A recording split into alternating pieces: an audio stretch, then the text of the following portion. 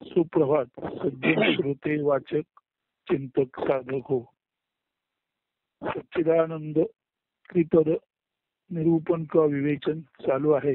काल आपण ओवी क्रमांक 200 पर्यंत आलो.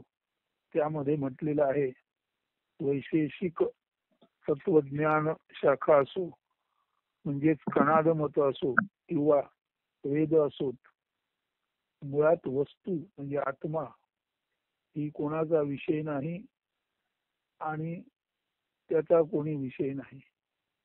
आत्मा हे प्रमेय नाही, सिद्ध करण्याजोगे नाही. त्यामुळे सिद्ध करण्यासाठी त्याला कोणते प्रमाण वापरता येत नाही. सारांश, वेदाने सुद्धा इति इति प्रथम म्हटली आणि शेवटी त्यांच्या लक्षात आलं की ज्याला आपण असं असं असं म्हणतो तो तर आपल्या संपूर्ण म्हणण्याच्या कथनाच्या पलीकडे आहे आणि तो दर्शनाच्याही पलीकडे आहे. म्हणजे जी कथन योग्य दर्शन योग्य वस्तू नाहीच तिचं वर्णन करणं हा वेडेपणा आहे. आणि अशा अर्थाने वेद आणि वेदांची वाणी मौनात गेली आणि त्यांनी वस्तू पुढे आत्म्यापुढे माघार घेतली. इथपर्यंत आपण कवी क्रमांक 271 पर्यंत काल निवेदन केलं, निरूपण केलं. आता पुढे कवी क्रमांक 272. आता वस्तू संबंधी बोलणे तेव्हाच शहाणपण ठरे, जेव्हा बोलणे निपटून बंद ओठी होई बंद. जीवना वळवळे मनीन काही स्फुरे, मन अमनी मी विधे मी निवत निवत होय निवांतो. आता वस्तूबद्दल बोलायचं म्हणजे खरं तर त्यात काहीच शहाणपण नाही. त्या वस्तूबद्दल बोलणं बंद करणं हेच केवळ शहाणपण आहे.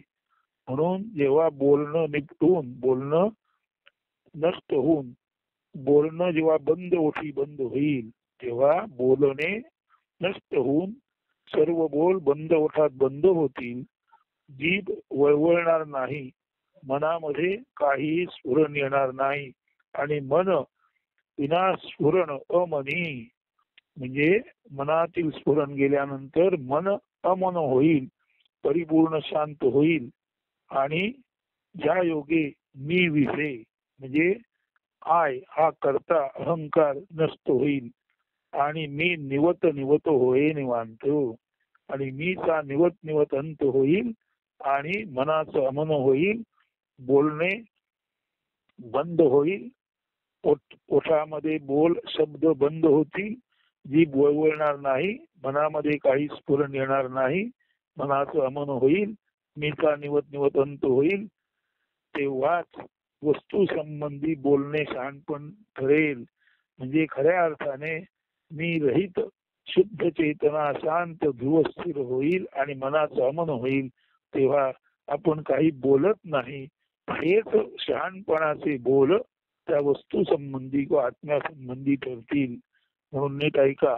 आता वस्तू संबंधी बोलणे तेव्हाच शहाणपणे ठरे, जेव्हा बोलणे निपटून बंद ओठी होई बंद. जीवना वळवळे मनीन काही स्फुरे, मन अमनी मी विजे मी निवत निवत होय निवांत.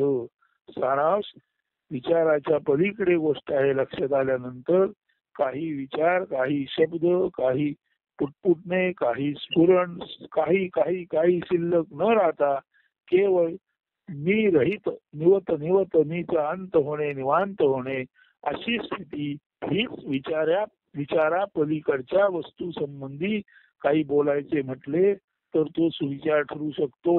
म्हणजे जे काही विचाराच्या कक्षेत येत नाही त्या संबंधी एकच सुविचार की काही न बोलता शांत राहा. असं या नेती म्हणजे वेदावत वस्तूबाबत जे म्हटलेलं आहे ते या ओवीमध्ये जे विचाराच्या पलीकडे आहे त्याचा विचार करणे केवळ अशक्य आहे.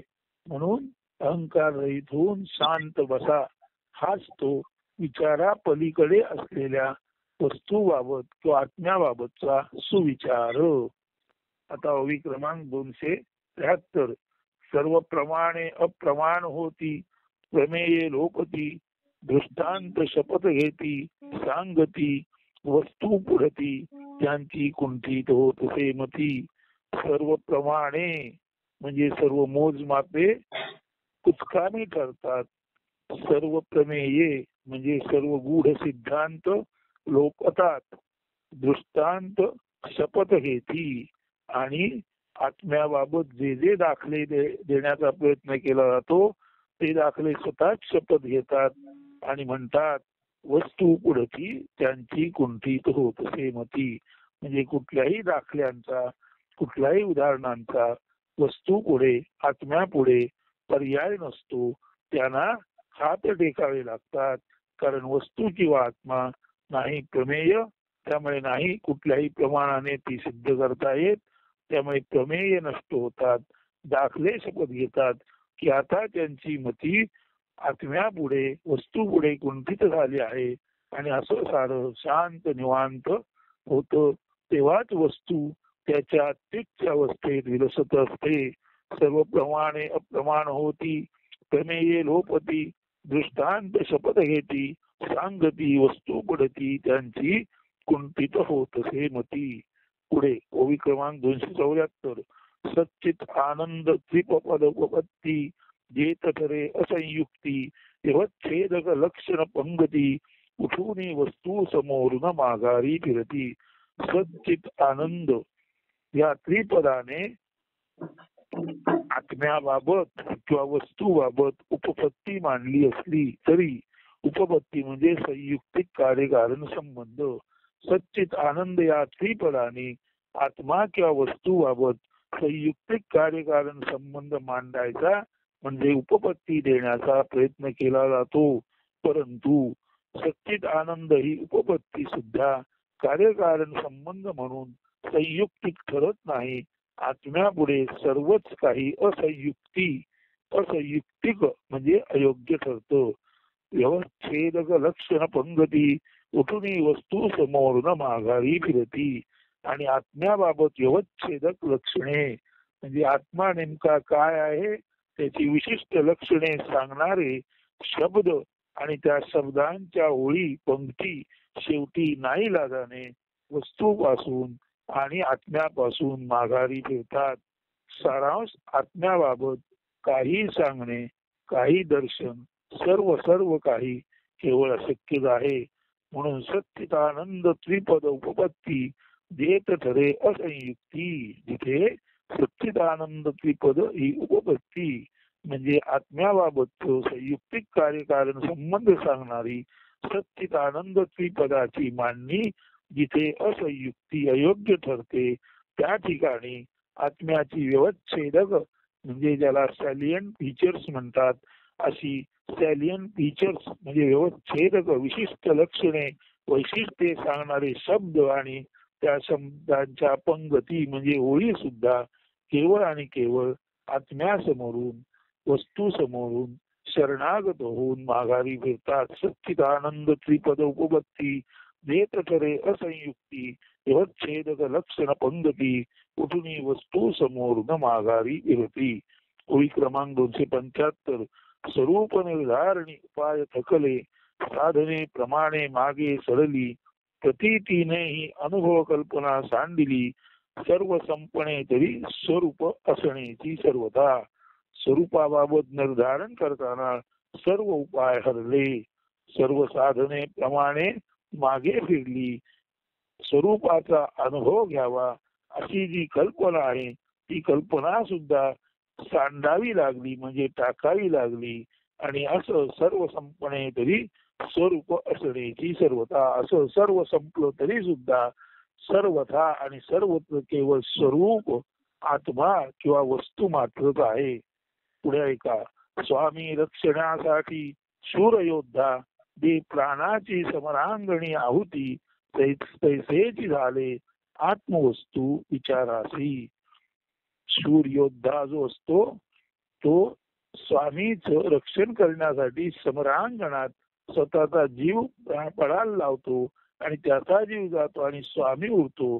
तसंच इथे विचार रूप योद्धा जो आहे तो स्वामीचं संरक्षण करता करता म्हणजे आत्मा किंवा वस्तू याबाबत संरक्षण करणे म्हणजे आत्मा किंवा वस्तू हे नेमके काय आहे ते सांगायचा प्रयत्न करणे.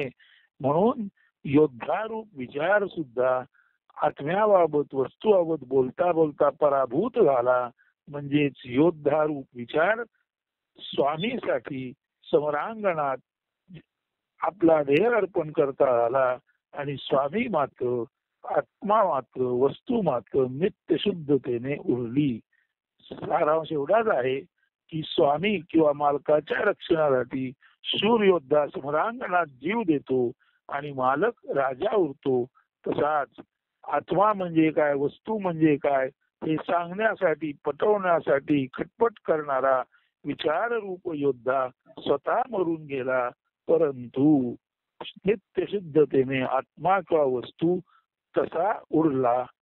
आत्मा किंवा वस्तू तशी उरली जसा राजा उरावा आणि त्याचे सेवक लढता लढता समरांगणात धारातीर्थी पडावे. सारांश केवळ आणि केवळ आत्माच आहे, बाकी सर्व नाहीच आहे हे इथे सांगायचा हर तऱ्हेने प्रयत्न केलेला आहे. ओवी 277.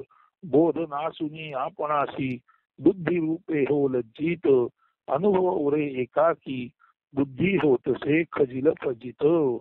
बोध नासुनी आपणासी बुद्धी रूपे हो लज्जित. आता नीट समजून घ्या. बुद्धी ही ज्ञानाची म्हणजे बोधाची लज्जा आहे. ज्याला आपण बुद्धी म्हणतो त्या बुद्धीने ज्ञान प्राप्ती होते, बोध प्राप्ती होते. ती बुद्धीच जर खजील झाली, ती बुद्धीच जर लाजली आणि बुद्धीलाच जर आपलं कार्य करता आलं नाही तर बोधाबाबत बोलणं शक्य नाही. म्हणून बोध नासुनी आपणासी बुद्धी रूपे हो लज्जितो. बोधाचा नाश झाल्याने, आता बोधाचा नाश झाल्याने याचा अर्थ असा आहे, बोध म्हणजे काय हे नेमकेपणे सांगता न येत असल्या कारणाने बोधाबाबत, ज्ञानाबाबत जी मार्गदर्शन करणार ती बुद्धीच स्वतः लज्जित झाली, फजित झाली. म्हणजे बोधाबाबत सांगणे अशक्य झाले तेव्हा बुद्धी स्वतः लज्जित झाली, फजित झाली. अनुभव उरे एकाकी आणि बुद्धीने बोध, ज्ञान, आत्म्याचा अनुभव यायचा तो बोध, ज्ञान, अनुभव म्हणून एकाकीच उरला. म्हणजे अनुभव न घेताच, आत्मा म्हणजे काय, वस्तू म्हणजे काय ते न सांगताच बुद्धी पराभूत झाली, लज्जित झाली, मागे फिरली. त्यामुळे आत्मा आणि त्याचा बोध हे बघायला गेलं तर आत्मा म्हणूनच उरले. आत्म्याचा बोध, तो आत्मबोध रूपी अनुभव तसाच्या तसाच राहिला. तो कुणाला घेता आला नाही, तो कोण कोणाला देऊ शकत नाही. आत्मा त्याच्या बोधासकट, आत्मा त्याच्या ज्ञानासकट, आत्मा त्याच्या अनुभवासकट त्याचा तोच उरला. कारण बुद्धीने त्याचा अनुभव घ्यायचा, ती बुद्धीच असमर्थ ठरली, लज्जित झाली, फजित झाली आणि आत्म्यापासून माघारी फिरली. त्या कारणाने बोध, ज्ञान ज्याने मिळते ती बुद्धी स्वतः लाजली आणि पाठी फिरली. ते वंच म्हणून आत्मा आणि त्याचा अनुभव या दोन्ही गोष्टी एकाकी उरल्या. आत्मा म्हणजेच अनुभव आणि अनुभव म्हणजेच आत्मा. या पलीकडे अधिक सांगणे शक्य नाही. कारण बुद्धीने जो अनुभव व्हायचा ती बुद्धीच परास्त झाली. म्हणून बुद्धी ही ज्ञानाची म्हणजे बोधाची लज्जा. बोध बुद्धीच्या पलीकडे आहे हे बुद्धीला कळते म्हणून ती लाजते. बोध किंवा ज्ञान म्हणजे वस्तू किंवा आत्मा बुद्धीच्या कक्षेत येत नाही हे कळल्यानंतर ती खजील होते, फजित होते. म्हणून म्हटलेलं आहे यो बुद्धे परत असतो स एव बुद्धा. यो बुद्धे परत असतो सहा एवं बुद्धवा. म्हणजे बोध किंवा शहाणपण हे बुद्धीच्या पलीकडे असते. म्हणून बोध नासुनी आपणासी बुद्धी रूपे हो लज्जित, अनुभव रे एकाकी बुद्धी होतसे खजिल फजित.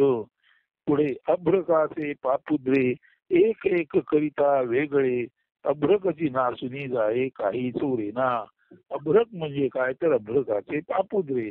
जर अभ्रकाचा एक एक पापुद्रा, एक एक पातळ दूर केला तर अभ्रकच उरत नाही.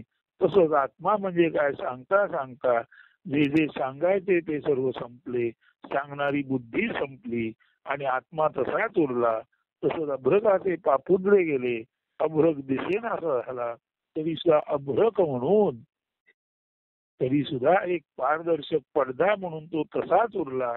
जसा बुद्धी जरी आत्म्याबाबत काही सांगू शकली नाही आणि बुद्धी नष्ट झाली नाही, तरी आत्मा आणि त्याचा अनुभव एकाकीपणे होतो. तसंच अभ्रकाचे पापुद्रे एक एक दूर करून अभ्रक बघायला गेलं तर अभ्रक ही वस्तुरूपाने आपणाला समोर दिसत नाही. हेच ते सांगायचे सारांश. आत्म्याबाबत कितीही वर्णन केलं तरी आत्मा वर्णनाच्या पलीकडे आहे.